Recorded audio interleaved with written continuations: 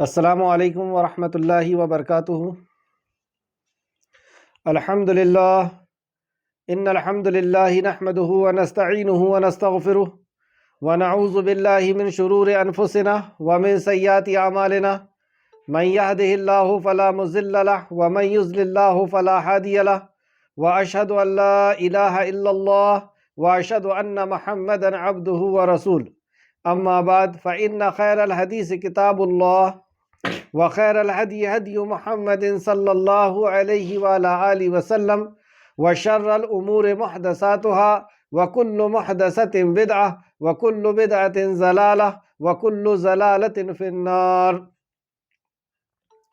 رب اشرح لی صدری ویسر لی امری واحلل عقدۃ من لسانی یفقہوا قولی۔ ہر قسم کی تعریف اور شکر اللہ رب العزت کے لیے لائق اور زیبا ہے، جو ساری مخلوق کو تخلیق دینے والا، ہر مخلوق کی پیدائش کرنے والا اور ہر مخلوق کی حفاظت کرنے والا اور ہر مخلوق کی ضرورت کا پورا کرنے والا ہے۔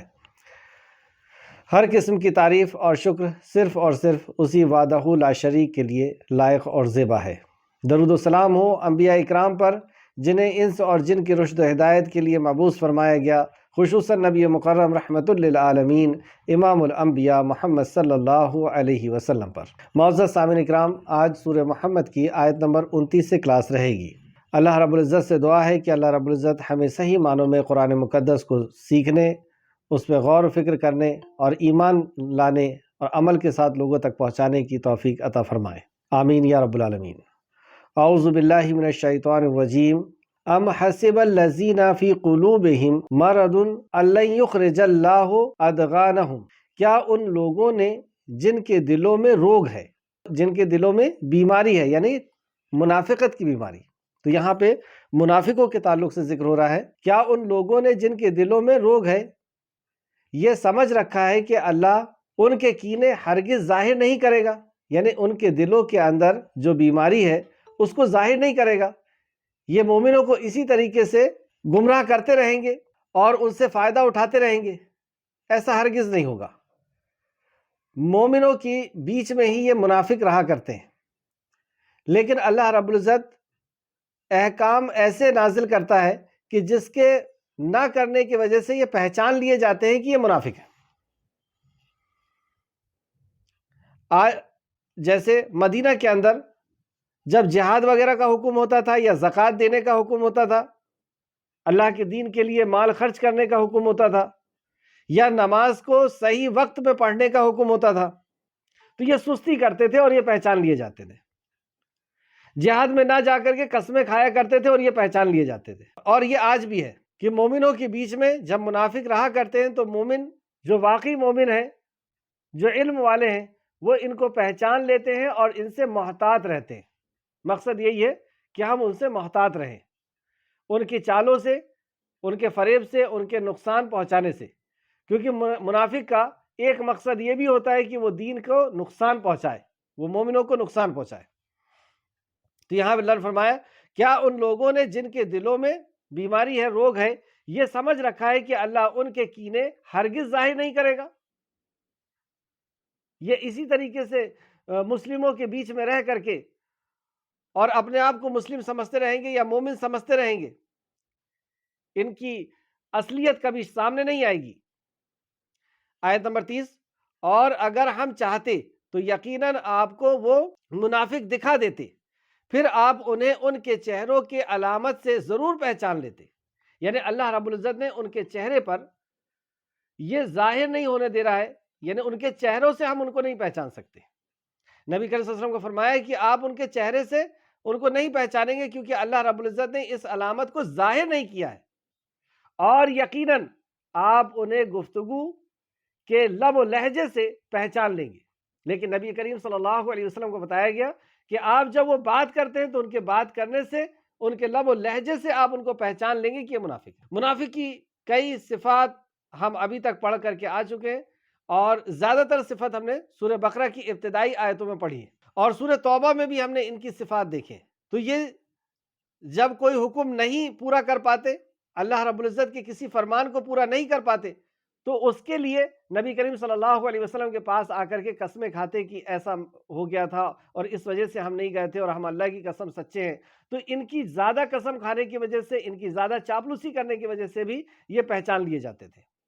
تو یقیناً آپ انہیں گفتگو کے لب و لہجے سے پہچان لیں گے. اللہ تمہارے اعمال جانتا ہے. اللہ رب العزت ہر کسی کے اعمال کو بہتر جاننے والا ہے. آیت نمبر 31، اور ہم تمہیں ضرور آزمائیں گے حتیٰ کہ تم میں سے مجاہدین کو اور صبر کرنے والوں کو جان لیں، اور ہم تمہاری حالت جانچ لیں. ہم تمہاری حالت جانچ لیں، کیونکہ اللہ رب العزت نے ہمیں اگزام کے لیے ہی اس دنیا میں پہنچایا ہے.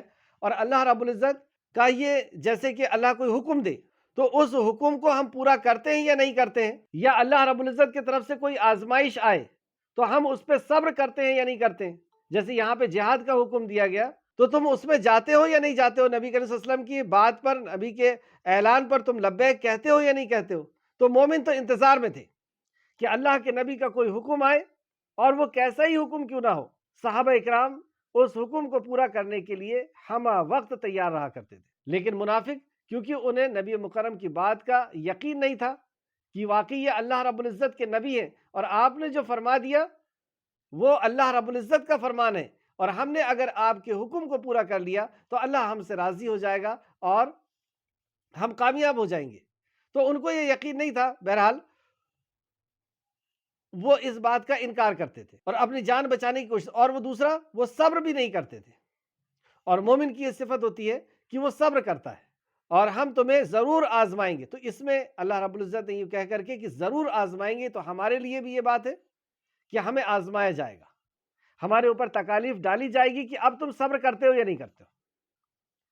احکام آئیں گے ایسے کہ اس احکام کو ہم پورا کرتے ہیں یا نہیں کرتے.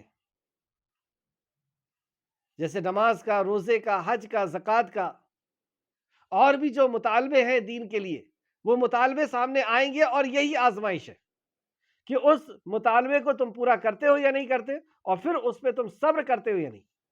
اس آزمائش پہ صبر کر. اور صبر کی تعریف یا صبر کا مطلب ہم پہلے بھی پڑھ چکے ہیں کہ جو نافرمانی ہے اللہ رب العزت کی، اس سے رک جانے میں صبر کرنا، نیکی کے کام کرنے میں جو تکلیف پہنچے اس پہ صبر کرنا، نیکی کے کام کرنے میں جو لوگ ستائیں اس پر صبر کرنا، اور تقدیر پر صبر کرنا، اور میدان کارزار میں صبر کرنا. تو یہ ایسا ہو نہیں سکتا کہ ہمیں آزمایا نہ جائے. اللہ کے احکام و مسائل ہمارے سامنے لائے جائیں گے، اور اس کے ذریعے سے ہمیں آزمایا جائے گا کہ ہم عمل کرتے ہیں یا نہیں کرتے، اور صبر کرتے ہیں یا نہیں کرتے. تو آیت کو پھر سے دیکھیں، آیت نمبر 31، اور ہم تمہیں ضرور آزمائیں گے حتیٰ کہ تم میں مجاہدین کو اور صبر کرنے والوں کو جان لیں، اور ہم تمہاری حالت جانچ لیں کہ تمہاری کیا حالت ہے. اور اسی ذریعے سے مومن الگ ہو جاتے ہیں اور منافق الگ ہو جاتے ہیں. وہ فجر میں، جیسے صحابہ اکرام کے دور میں عمر فاروق رضی اللہ عنہ خاص کر، جو فجر اور عشاء میں نہیں آتا، اس کے پیچھے تحقیق والے یعنی CID لوگوں کو لگا دیا کرتے تھے کہ اس کی تحقیق کرو، یہ منافق ہوگا، کہیں یہ منافق تو نہیں ہے، کیونکہ فجر اور عشاء جو ہے انہی کے اوپر بھاری پڑتی ہے. تو اس عمل کے ذریعے سے یہ پہچان لیے جاتے تھے. زکوٰۃ کے دینے کے تعلق سے، اور جہاد کے تعلق سے، صبر کے تعلق سے یہ پہچانے جاتے تھے. اللہ رب العزت ان ساری صفت سے ہم سب کو محفوظ رکھے اور ہمیں پکا اور سچا مومن بنا کر کے رکھے. آمین یا رب العالمین. آیت نمبر 32، بے شک جن لوگوں نے کفر کیا. یہاں پر جو مشرکین ہیں، جو کفر کرنے والے ہیں مکہ کے اندر خاص طور پہ، ان کے تعلق سے بے شک جن لوگوں نے کفر کیا اور وہ دوسروں کو اللہ کی راہ سے روکتے ہیں. تو ایسے لوگ مدینہ کے اندر بھی تھے جو کفر کرتے تھے، یعنی انکار کرتے تھے نبوت کا، نبی کریم صلی اللہ علیہ وسلم کی رسالت کا. کیونکہ مدینہ میں ہم جانتے ہیں کہ زیادہ تر لوگ یہودی اور نصرانی بھی تھے. مکہ کے اندر تو ایسا نہیں تھا، مشرکین زیادہ تھے، یوں کہیے کہ ابراہیم علیہ السلام کے ماننے والے، لیکن یہاں پر یہودی اور نصرانی بھی تھے. تو بے شک جن لوگوں نے کفر کیا، تو ان لوگوں نے انکار کیا تھا اپنی ضد میں آ کر کے کہ نبوت اور رسالت ہمارے ہاں کیوں نہیں آئی، جبکہ نبی مکرم صلی اللہ علیہ وسلم کو پہچان رہے تھے.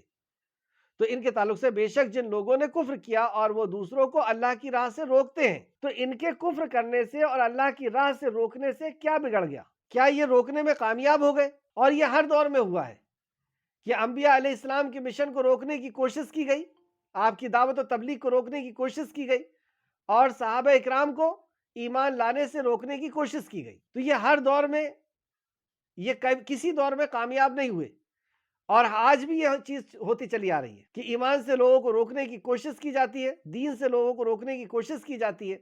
تو کیا یہ اس میں کامیاب ہو جاتے ہیں؟ تو اس تعلق سے دیکھیں، بے شک جن لوگوں نے کفر کیا اور وہ دوسروں کو اللہ کی راہ سے روکا اور ان پر ہدایت واضح ہو جانے کے باوجود رسول اللہ صلی اللہ علیہ وسلم کی مخالفت کی، ہدایت واضح ہو گئی تھی، ان کو وہ پہچان گئے تھے۔ جیسے دوسری جگہ آتا ہے کہ اے نبی کریم صلی اللہ علیہ وسلم، یہ آپ کو اپنے بیٹوں سے بھی زیادہ اچھے سے پہچانتے ہیں۔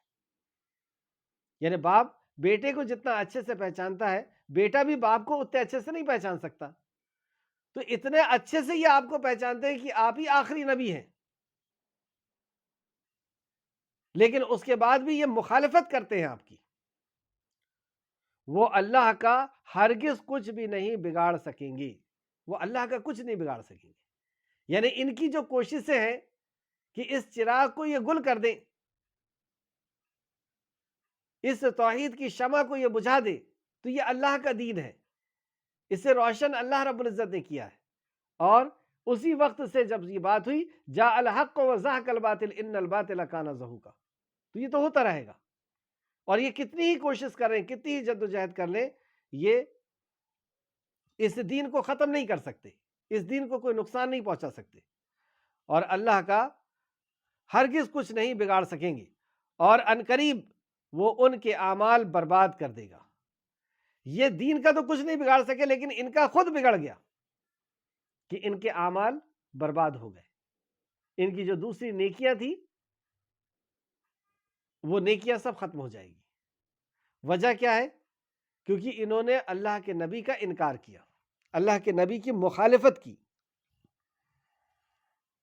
اور اللہ رب العزت کے راستے سے روکا، کفر کیا، انکار کیا، تو ان کے عمل ضائع ہو گئے۔ آیت نمبر 33، اے ایمان والو تم اللہ کی اطاعت کرو اور رسول کی اطاعت کرو اور اپنے عمل کو باطل نہ کرو۔ یا ایھا الذین آمنوا اطیعوا اللہ واطیعوا الرسول ولا تبطلوا اعمالکم۔ اس کا شان نزول اس طرح ہے، تفسیر ابن کثیر جلد نمبر 5 صفحہ نمبر 488۔ صحابہ کا یہ خیال تھا کہ لا الہ الا اللہ کے ساتھ کوئی گناہ نقصان نہیں پہنچا سکتا، جیسا کہ شرک کے ساتھ کوئی عمل نفع نہیں دے سکتا، تو یہ آیت نازل ہوئی۔ کیا گمان تھا کہ جس طریقے سے شرک کے ساتھ کوئی نیکی فائدہ نہیں دیتی، اسی طریقے سے اگر کوئی توحید پرست ہے تو کوئی گناہ ان کو نقصان نہیں پہنچا سکتا، تو یہ آیت نازل ہوئی، اطیعوا اللہ واطیعوا الرسول ولا تبطلوا اعمالکم، اللہ کی فرما برداری کرو اور پیغمبر کی فرما برداری کرو اور اپنے عمل کو ضائع نہ کرو۔ تو وہ ڈرنے لگے کہ گناہ سے عمل باطل بھی ہو سکتے ہیں، کہ اگر گناہ کریں گے، گناہ کیا ہے؟ اللہ کی اور اللہ کے نبی کی نافرمانی، اصل میں یہی گناہ ہے۔ تو کسی بھی عمل کے اندر اگر اللہ اور اللہ کے نبی کا حکم نہیں ہے تو وہ اللہ کی اور اللہ کے نبی کی نافرمانی ہوئی، اور نافرمانی سے وہ عمل ضائع ہو جاتے ہیں۔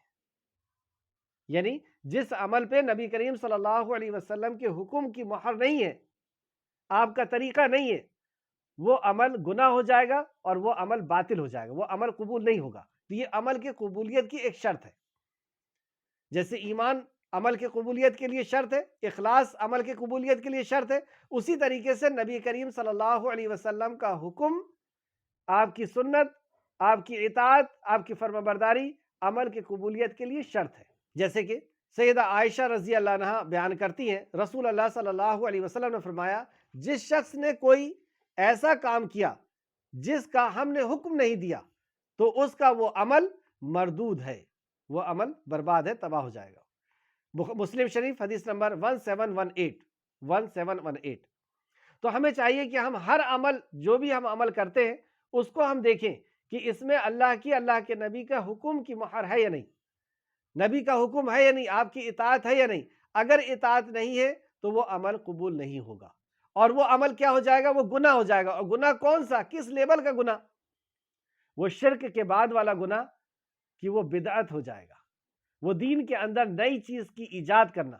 کیونکہ ہم اگر کوئی عمل کر رہے ہیں دین کے اندر ثواب کی نیت سے، کوئی عمل نیک عمل سمجھ کر کے ثواب کی نیت سے کرنا، جس عمل کو نہ اللہ کے نبی نے کیا ہے اور نہ صحابہ اکرام نے کیا، نہ اس زمانے میں ہوا ہے، تو وہ عمل دین کے اندر نیا نکالا ہوا ہوگا، اور یہی بدعت ہے کہ دین کے اندر ثواب کی نیت سے کوئی نیا کام کرنا، ثواب کی نیت سے۔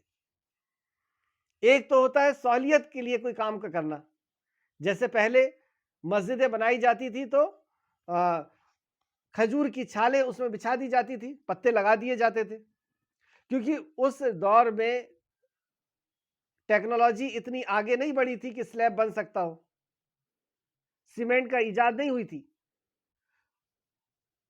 اور آج سلیب بنتی ہے۔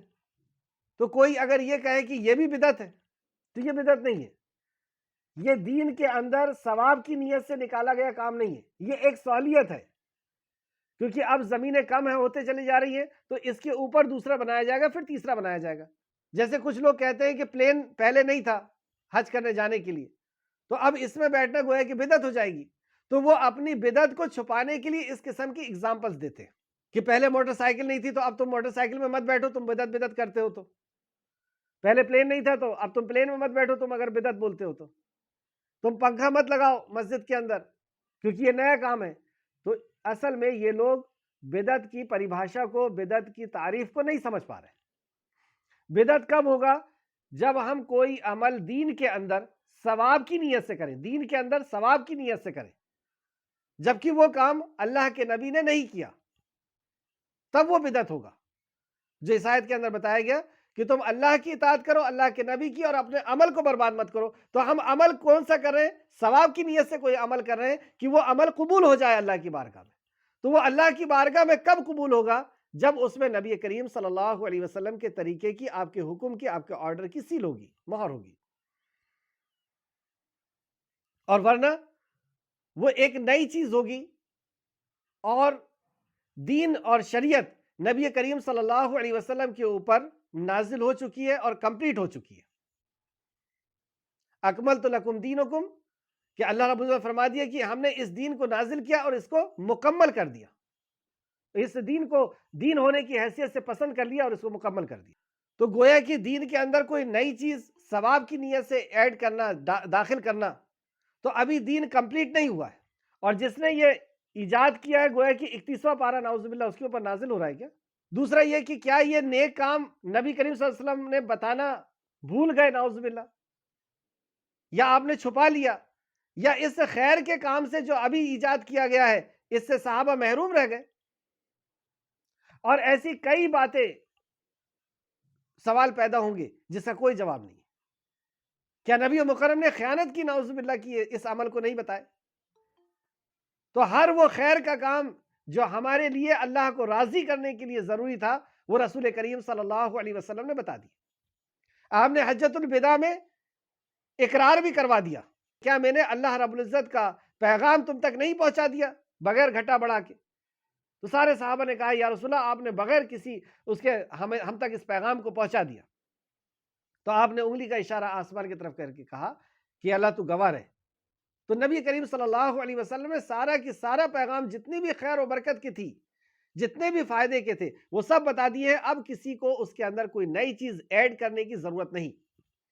یہ دین خالق کائنات کی طرف سے نازل ہوا ہے، اور کوئی مخلوق یا کوئی انسان اس کے اندر کوئی بھی چیز، نئی چیز داخل نہیں کر سکتی، اور اگر داخل کریں گے تو وہ بدعت ہوگا، اور بدعت کی بہت سخت سزا ہے۔ جیسے کہ حوض کوثر میں جب نبی کریم صلی اللہ علیہ وسلم کوثر پلا رہے ہوں گے تو دور سے کچھ لوگ آتے ہوئے دکھیں گے جس کو نبی کریم صلی اللہ علیہ وسلم پہچان لیں گے، اور کچھ فرشتے انہیں روک رہے ہوں گے، تو نبی مکرم کہیں گے کہ انہیں آنے دو، یہ میری امت کے لوگ ہیں۔ کیسے پہچان لیں گے؟ وضو کے نشان سے پہچان لیں گے۔ تو اس کا مطلب یہ ہے کہ وضو کرنے والے لوگ ہوں گے، یعنی نماز پڑھنے والے لوگ ہوں گے، جسے مسلمان نہیں، وضو کے نشانات سے پہچانے جا رہے ہیں، یعنی نماز پڑھنے والے لوگ ہیں۔ تو نبی مکرم کہیں گے کہ انہیں آنے دو، تو فرشتے کہیں گے کہ یا رسول اللہ آپ نہیں جانتے آپ کے بعد انہوں نے کیا کیا، انہوں نے دین کے اندر نئی نئی چیزیں ایجاد کی۔ تو نبی مکرم کہیں گے سحقن سحقن لغیر آبادی، ان کو مجھ سے دور کرو، ان کو مجھ سے دور کرو، اور اپنے چہرے کو پھیر لیں گے۔ خطبے کے اندر بھی یہ پڑھا جاتا ہے کل بدعت ضلالہ وکل ضلالۃ فی النار، کل یعنی ساری بدعت، اب اس میں چھوٹی ہو یا بڑی ہو، بدعت تو بدعت ہے۔ تو ساری بدعت گمراہی ہے، اور یہ گمراہی جہنم تک لے کے جائے گی. کل بدعت ضلالہ وکل ضلالۃ فی النار، نار میں لے کے جائے گی، جہنم میں لے کے جائے گی. تو ہمارا وہی عمل قبول ہوگا جس میں نبی کریم صلی اللہ علیہ وسلم کے طریقے کی مہر ہوگی، اور اگر وہ نبی مکرم کا طریقہ نہیں ہے تو ہم ثواب کی نیت سے کر رہے ہیں، اور اگر وہ نیا کام ہے دین کے اندر تو یہ بدعت ہوگی، اور بدعت گمراہی ہے، اور یہ جہنم تک لے کر کے جائے گی. اللہ رب العزت ہم سب کو بدعت سے محفوظ رکھے، اور ہمیں اپنے ہر عمل کو چیک کرنے کی توفیق عطا فرما کہ ہم اپنے ہر عمل کی تحقیق کریں کہ یہ واقعی یہ عمل نبی کریم صلی اللہ علیہ وسلم کا کیا ہوا ہے یا نہیں، ورنہ میں ثواب کی نیت سے کر رہا ہوں اور یہ میرا ایجاد کیا یا کسی اور کا ایجاد کیا ہوا ہوگا تو یہ تباہی ہے. یہ دین کی شکل کو مٹا دینا ہے، یہ کوئی نیا دین پیدا کرنے کی سازش ہے جو یہودی اور نصرانیوں نے کیا. اسلام کے اندر اپنے بچوں کو داخل کر کے ان کو عالم بناتے، اور جب وہ عالم بن جاتا تو ایک بچے کے اوپر صرف ایک ذمہ داری دیتے کہ تم کو پوری زندگی میں ایک بدعت ایجاد کرنا ہے. ابھی اسی زمانے میں سمجھتا ہوں کہ آج سے 10 سال پہلے میرے ہی سامنے ایک عالم صاحب آئے اور انہوں نے کہا کہ اب جو قربانی کے بکرے کو ذبح کریں گے تو ان کے داہنے کان میں اذان کہنا ہے اور بائیں کان میں تکبیر کہنا ہے، اور پھر اس کے بعد ذبح کرنا ہے. یہ ہے نیا کام تو بہت اچھا دکھ رہا ہے کہ اذان ہی تو بول رہے ہیں، تکبیر ہی تو بول رہے ہیں، کیا غلط ہے؟ لیکن یہ غلط اس لیے ہے کیونکہ نبی مکرم کا حکم نہیں ہے. اور یہ کون ہوتے ہیں؟ ایک نئی چیز پیدا کرنے والے. لیکن عوام بھی ایسی کہ وہ سبحان اللہ الحمدللہ کہہ رہی ہے کہ ہاں یہ تو بہت اچھی بات بتا دی. اچھا، کچھ لوگ یوں بھی کہتے ہیں کہ اچھا ہی تو کام ہے، قرآن ہی تو پڑھا جا رہا ہے، حدیث ہی تو پڑھی جا رہی ہے، یا اللہ کا نام ہی تو لیا جا رہا ہے.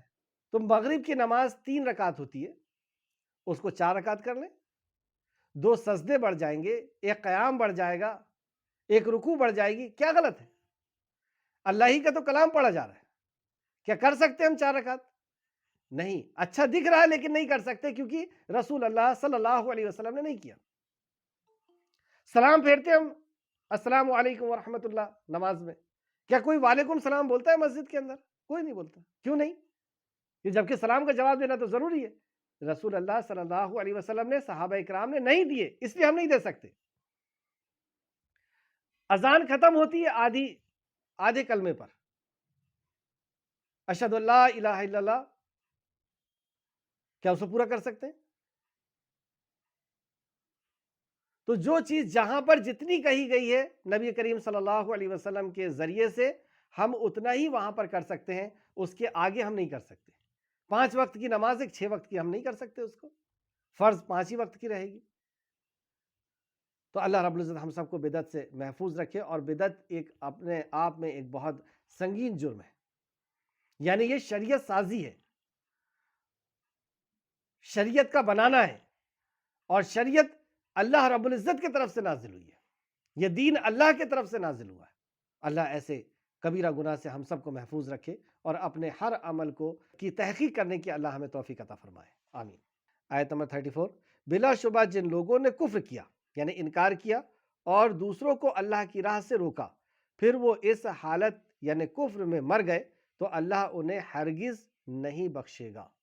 یعنی کفر کیا، انکار کیا، دوسروں کو روکا بھی، اور اسی حالت میں مر گئے تو اللہ انہیں نہیں بخشے گا. یعنی یہ بھی شرک کی کیٹیگری میں آئیں گے اور ہمیشہ ہمیشہ جہنم میں جائیں گے. آیت نمبر 35. چنانچہ تم کمزور نہ پڑو اور نہ تم صلح کے طرف بلاؤ جبکہ تم غالب ہو اور اللہ تمہارے ساتھ ہے. یعنی یہاں پر غلبے کی بشارت دی گئی صحابہ اکرام کو کہ اب آپ کو سست نہیں پڑنا ہے اور نہ ہی کسی کو صلح کی طرف بلانا ہے. آپ غالب ہو. اور غلبہ کب ملتا ہے؟ غلبہ اللہ کے ساتھ ہونے پہ ملتا ہے. اللہ کی مدد کے بغیر کوئی کامیابی نہیں، فوج سے، ہتھیاروں سے کامیابی نہیں ہے. کامیابی اللہ رب العزت کے ساتھ سے، اللہ رب العزت کی مدد سے. تو یہاں اللہ نے فرمایا جبکہ تم ہی غالب ہو اور اللہ تمہارے ساتھ ہے. اور اللہ کس کے ساتھ ہوتا ہے؟ اللہ رب العزت جو متقی ہوتے ہیں، جو دین کے اوپر صحیح معنوں میں ہوتے ہیں، جو دین کے ساتھ ہوتے ہیں، ان کے ساتھ ہوتا ہے. اور وہ تم سے تمہارے عمل کو ہرگز کم نہیں کرے گا، یعنی تمہارے عمل کو ضائع نہیں کرے گا، تمہارا ثواب کم نہیں کیا جائے گا. آیت نمبر 36. بس دنیا کی زندگی تو محض ایک کھیل اور تماشا ہے. سبحان اللہ. یہ خالق کائنات ہمیں ہماری خبر دے رہا ہے کہ دنیا کی جو زندگی ہے وہ صرف ایک کھیل اور تماشے کے سوا اور کچھ بھی نہیں. انما الحیات الدنیا لعب و لہو، لہو لیب ہے، یہ کھیل اور تماشا ہے. لیکن اسی زندگی کو، اسی کھیل کو ہم نے حقیقت سمجھ لیا ہے. اور اگر ہم اپنی زندگی کا مطالعہ کریں، زندگی کے اوپر غور کریں، تو واقعی جو زندگی گزر چکی ہے وہ ایک کھیل اور تماشے کی جیسی لگتی ہے کہ اس وقت ہم نے کیا کیے تھے. کیونکہ اب شعور بڑھتے چلا جا رہا ہے، تو اس عمر میں جو کیے تھے وہ ایسا لگتا ہے کہ یہ کیا کیے تھے ہم نے. اور اسی طریقے سے جب زندگی خاتمے پہ آ جائے گی، موت کا فرشتہ آ جائے گا، تب ہم کو لگے گا کہ واقعی پوری زندگی کھیل اور تماشے میں ہم نے گزار دی، کچھ بھی ہاتھ نہیں لگا. آگے اللہ فرماتا اور اگر تم ایمان لاؤ اور تقوی اختیار کرو تو اللہ تمہیں اجر دے گا. اگر تم ایمان لاتے ہو اور تقوی یعنی اللہ رب العزت سے ڈر کر کے زندگی جیتے ہو تو اللہ تم کو اجر دے گا.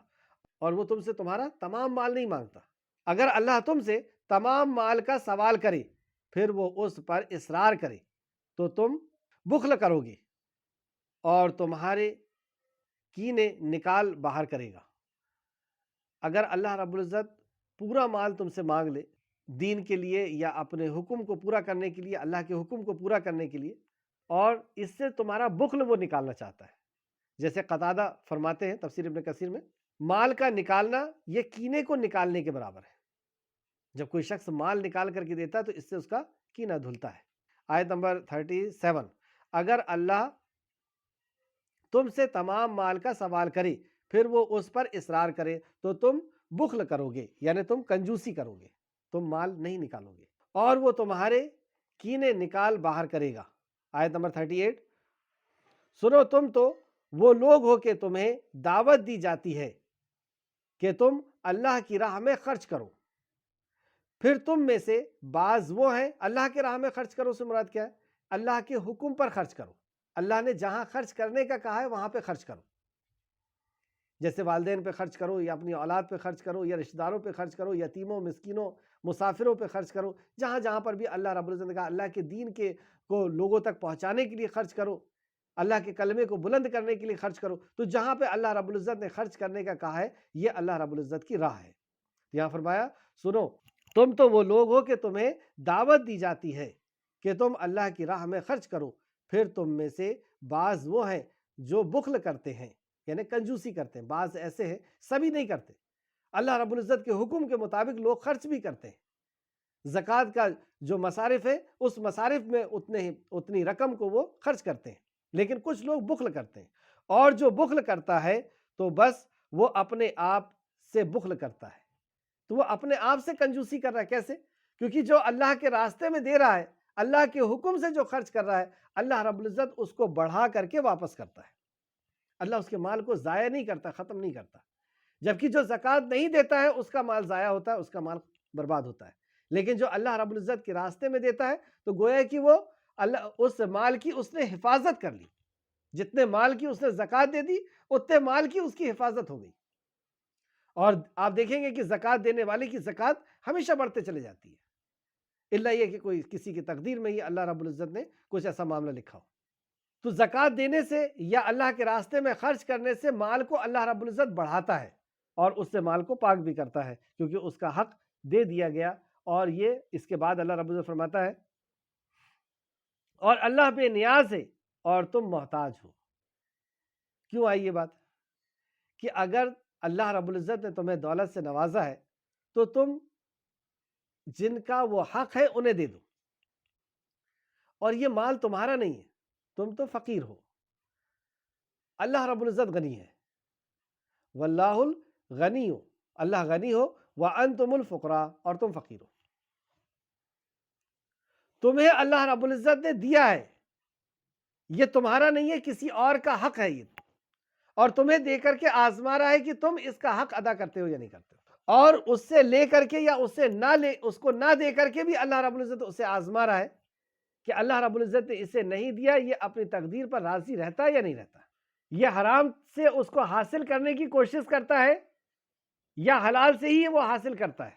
اس طریقے سے اس کی بھی آزمائش ہو رہی ہے اور اس کو دے کر کے آزما رہا ہے کہ یہ اس مال پر غرور کرتا ہے اور تکبر کرتا ہے کہ یہ میں نے کمایا، یہ میری صلاحیت ہے، میری ڈگری ہے، میری کوشش ہے، میری محنت ہے، یا یہ اللہ رب العزت کی عطا سمجھ کر کے اللہ کے حکم پر اس کو خرچ کرتا ہے، تو اللہ نے فرمایا اللہ بے نیاز ہے اور تم محتاج ہو۔ اور اگر تم پھرو گے، یعنی تم احکام کو نہیں مانو گے، احکام و مسائل کو نہیں مانو گے، اللہ رب العزت کے اوامر اور نواہی پر تمہارا عمل نہیں ہوگا، تو اللہ رب العزت تمہارے لیے محتاج نہیں ہے کہ مسلمان کو ہی یا فلاں خاندان والے کو یا فلانے قبیلے کو یا فلاں گھر والے کو ہی صحیح ہونا ضروری ہے اور اسی کے ذریعے سے یہ دین کو آگے پہنچایا جائے گا۔ اللہ ایسا محتاج نہیں ہے ہمارا۔ اگر ہم اس کے احکام و مسائل پہ کھڑے نہیں ہوئے تو یہاں پر اللہ نے فرمایا اور اگر تم پھر گئے تو اللہ تمہارے سوا دوسرے لوگ بدل لائے گا، یعنی تمہیں صفائے ہستی سے مٹا دے گا یا تمہاری جگہ میں بدل دے گا اور دوسرے لوگوں کو لائے گا، پھر وہ تم جیسے نہ ہوں گے، یعنی وہ تم جیسے نافرمان نہیں ہوں گے۔ تو ہم غرور نہ کریں کہ ہمارے ہی ذریعے سے دعوت کا کام ہو سکتا ہے، ہمارے ہی ذریعے سے دین پھیل سکتا ہے اور ہمارے ہی ذریعے سے دین باقی رہ سکتا ہے، کہ ہم عمل کریں گے تو دین باقی دکھے گا۔ اگر اللہ رب العزت نے صاف طور پر فرما دیا کہ اگر تم نہیں کرو گے تو اللہ رب العزت دوسرے لوگوں کو لے کر کے آئے گا، اللہ تمہارا محتاج نہیں ہے، اور جو دوسرے لوگ لائے گا وہ تمہارے جیسے نہیں ہوں گے۔ یہاں پر سورہ محمد صلی اللہ علیہ وسلم اپنے اختتام کو پہنچی۔ اس تعلق سے آج کی کلاس کے تعلق سے خلاصہ، رکو نمبر 8 مقصد زندگی، آیت نمبر 36 میں بتایا گیا اللہ تعالیٰ سے ڈر کر کے رہنا، یعنی تقوی اختیار کرنا، یہ ہماری مقصد زندگی ہونا چاہیے کہ ایمان کے ساتھ، ایمان تو ہم لا لیے، ایمان کے ساتھ ہم تقوی اختیار کریں، اللہ سے ڈر کر کے ہم زندگی جئیں، یعنی اللہ کے احکام و مسائل پر ہم عمل کریں۔ اللہ ہمارا رب ہے، اس تعلق سے نمبر 1 اللہ تعالیٰ سب کے اعمال کو خوب جانتا ہے، اللہ رب العزت سے کسی کے بھی کوئی عمل چھپے ہوئے نہیں ہے، ہمارا کوئی بھی عمل اللہ رب العزت سے چھپا ہوا نہیں ہے، آیت نمبر 30 کی روشنی میں۔ دوسرا، اللہ تعالیٰ آزمائش میں ڈال کر انسان کی حالت کو جانچتا ہے، اللہ رب العزت آزمائش میں ڈالتا ہے اور منافقوں کو الگ کر دیتا ہے، مومنوں کو الگ کر دیتا ہے، جانچتا ہے، اور جو مومن ہوتے ہیں ان کو نکھارتا ہے اور ان کو اس مقام تک پہنچاتا ہے، یعنی ان کو اونچے مقام تک پہنچاتا ہے، اور منافقوں کو مومنوں کے سامنے ظاہر کر دیتا ہے تاکہ اس سے وہ محتاط رہیں، آیت نمبر 31۔ تیسرا، اللہ تعالیٰ کفر کرنے والوں کے اعمال کو ضائع کر دیتا ہے، کفر جو کرتے ہیں، انکار جو کرتے ہیں، ان کے اعمال کو ضائع کر دیا جاتا ہے، آیت نمبر 32 کی روشنی میں۔ چوتھا، اللہ تعالیٰ مومنوں کے ساتھ ہے، اگر ہم ایمان لائیں گے، اگر ہم یہ چاہتے ہیں کہ اللہ ہمارے ساتھ ہو تو اللہ مومنوں کے ساتھ ہے، مومنوں کے ساتھ کا وعدہ اللہ نے کیا، آیت نمبر 35 کی روشنی میں۔ اللہ تعالیٰ مومنوں کے اعمال میں ہرگز کمی نہیں کرتا، آیت نمبر 35۔ چھٹواں، اللہ تعالیٰ مومنوں کو ان کے اجر دینے والا ہے، مومن جو عمل کریں گے، یعنی ایمان کے ساتھ کیا ہوا عمل اگر وہ اخلاص اور نبی کے طریقے پہ ہو تو اللہ رب العزت اس کا اجر ضرور عطا کرتا ہے، آیت نمبر 36 کی روشنی میں۔ ساتواں، اللہ تعالیٰ غنی ہے اور ہم اس کے محتاج ہیں، تو ہم اپنے آپ کو پہچان کر کے رکھیں کہ ہم کیا ہیں، ہم اللہ رب العزت کے سامنے محتاج ہیں، آیت نمبر 38 کی روشنی میں۔ آٹھواں، اگر ہم منہ موڑیں گے تو اللہ تعالیٰ ہماری جگہ کسی اور کو لے آئے گا، آیت نمبر 38۔ اگر ہم نے احکام و مسائل سے منہ موڑا، ہم نے اللہ رب العزت کی فرمانی نبی کریم صلی اللہ علیہ وسلم کی اطاعت سے اگر ہم نے منہ موڑا تو اللہ ہمارا محتاج نہیں ہے، نعوذ باللہ، اللہ رب العزت ہماری جگہ کسی دوسرے کو لے کر کے آئے گا جو ہمارے جیسے نہیں ہوں گے، یعنی وہ مطیع اور فرمانبردار ہوں گے۔ رسول اللہ صلی اللہ علیہ وسلم ہمارے رہنما ہیں۔ نمبر 1، رسول اللہ صلی اللہ علیہ وسلم نے ثابت قدمی سکھائی کہ ثابت قدم کیسے رہنا ہے، یعنی دین کے اوپر کس طریقے سے جمے رہنا ہے، اور دعا بھی سکھائی کہ یا مقلب القلوب ثبت قلبی علی دینک، آیت نمبر 31 کی روشنی میں۔ دوسرا، رسول اللہ صلی اللہ علیہ وسلم نے اللہ تعالیٰ اور اس کے رسول کی اطاعت سکھائی کہ کس طریقے سے اطاعت و فرمانبرداری کرنا ہے، آیت نمبر 33 کی روشنی میں۔ تیسرا، رسول اللہ صلی اللہ علیہ وسلم نے اللہ تعالیٰ سے ڈر کر رہنا سکھایا کہ اللہ رب العزت سے کامیاب لوگوں کے رویے، آیت نمبر 31 کی روشنی میں۔ جد و جہد کرنے والا، اللہ رب العزت کے حکم کے مطابق عمل کرنا یا دین کے لیے جو مطالبہ ہے اس مطالبے کو پورا کرنا۔ دوسرا ثابت قدم رہنا، جو حکم اللہ رب العزت نے دے دیا اس حکم پر ڈٹ جانا، اس حکم پر جم جانا، ثابت قدم رہنا، آیت نمبر 31 کی روشنی میں۔ دوسرا اللہ رب العزت کی اور رسول اللہ صلی اللہ علیہ وسلم کی اطاعت کرنا، آیت نمبر سورہ محمد آیت نمبر 33۔ یہ کامیاب لوگوں کے رویے ہیں کہ وہ اللہ اور اللہ کے نبی کے حکم کی اطاعت کرتے ہیں اپنے ہر عمل کے اندر۔ چوتھا کمزور نہ بننا، یعنی جو حکم اللہ رب العزت دے دی ہے اس کے اوپر ڈٹے رہنا، آیت نمبر 35 کی روشنی میں۔ پانچواں اللہ تعالیٰ سے ڈر کر رہنا، اللہ تعالیٰ سے، آیت نمبر 36 کی روشنی میں۔ ناکام لوگوں کے رویے، دل میں کھوٹ رکھنا، جو آیت نمبر 29 اور 37 میں بتایا گیا۔ کفر کرنا، انکار کرنا، آیت نمبر 32 اور 34 میں بتایا گیا۔ یہ ناکام لوگوں کے رویے ہیں کہ وہ کفر کرتے ہیں، انکار کرتے ہیں۔ اللہ تعالیٰ کے راستے سے روکنا، اللہ تعالیٰ کے دین سے روکنا، اللہ کے راستے سے روکنا اس مراد اللہ رب العزت کے دین سے لوگوں کو روکنا، یہ ناکام لوگوں کے رویے ہیں، آیت نمبر 34 کی روشنی میں۔ چوتھا رسول اللہ صلی اللہ علیہ وسلم کی مخالفت کرنا۔ نبی کی مخالفت کیا ہے؟ آپ کے حکم کی مخالفت، آپ کی سنت کی مخالفت، اور سنت کو چھوڑ کر کے اسی جگہ میں دین سمجھ کر کے کوئی دوسرا کام کرنا، تو یہ آیت نمبر 32 کی روشنی میں تھا۔ پانچواں بخل کرنا، یعنی کنجوسی کرنا، اللہ رب العزت نے جہاں پہ جو خرچ کرنے کا کہا ہے اس کو نہ کرنا، یہ ناکام لوگوں کے رویے ہے، آیت نمبر 38 کی روشنی میں۔ چھٹواں اللہ تعالیٰ کے حکم سے منہ موڑنا، آیت نمبر 38، یہ اللہ کے حکم سے منہ موڑنا یہ بھی ناکام لوگوں کے رویے، اللہ ایسے رویوں سے ہم سب کو محفوظ رکھے، آمین یا رب العالمین۔ آؤ کچھ کر لیں، آج کی کلاس سے جو ہمیں نصیحت ملتی ہے کہ ہم ہر عمل کو ویسا ہی کریں جیسا نبی کریم صلی اللہ علیہ وسلم نے، اللہ رب العزت نے حکم دیا ہے، اور اپنے ہر عمل کو ہم چیک کریں، تحقیق کریں کہ واقعی یہ عمل نبی کریم صلی اللہ علیہ وسلم کا ہے یا نہیں۔ آج اس سہولیت کے دور میں کہ ہمارے پاس اگر کتابیں نہیں ہیں تو نیٹ سے ہم ہر قسم کی کتابیں نکال سکتے ہیں، تو اپنے عمل کو ہم دیکھیں کہ واقعی یہ حدیث کی روشنی میں ہے یا نہیں، صحیح حدیث کی روشنی میں، یہ قرآن کی آیت، یہ قرآن کی روشنی میں ہے یا نہیں، یہ جو ہم عمل کر رہے ہیں اس کی کیا دلیل ہے، اور اگر دلیل ہے تو اس عمل کو مجھے بھی اور آپ سب کو بھی اللہ رب العزت توفیق عطا فرمائے کہ ہر عمل کو ابھی رمضان المبارک آنے والا ہے، اس کے پہلے کم سے کم جو خاص عمل جو ہم کرنے والے ہیں رمضان المبارک میں، اس کو ہم تحقیق کر لیں کہ یہ عمل ایسا ہی نبی مکرم نے کیا ہے یا نہیں کیا ہے۔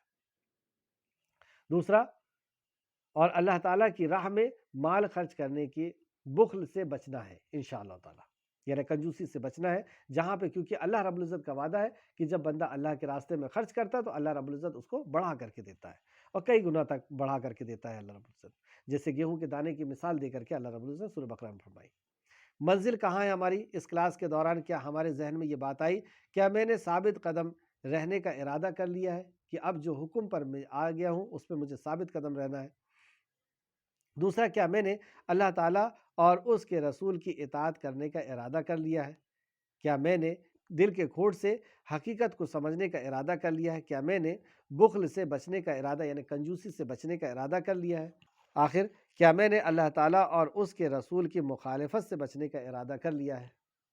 تو اللہ رب العزت سے دعا ہے کہ جو کچھ بھی ہم نے پڑھا، جو بھی اس کے اندر احکام و مسائل تھے، جو بھی حکم تھے، اللہ رب العزت تو ہم سب کو اس پر مزید غور و فکر کرنے اور عمل کرنے کی توفیق و رفیق عطا فرما۔ جب تک ہمیں ایک خالق مالک تو زندہ رکھ، ایمان اور اخلاص کے ساتھ، عمل صالح کے ساتھ ہمیں زندہ رکھ، ہمارا خاتمہ بالخیر فرما، اور نیکوکاروں کے ساتھ ہمارا شمار فرما دے۔ یا اللہ، جہنم اور قبر کے عذاب سے، حشر کی رسوائی سے اور جہنم کے آگ سے ہم سب کو محفوظ کر لے، آمین یا رب العالمین۔ السلام علیکم ورحمۃ اللہ وبرکاتہ۔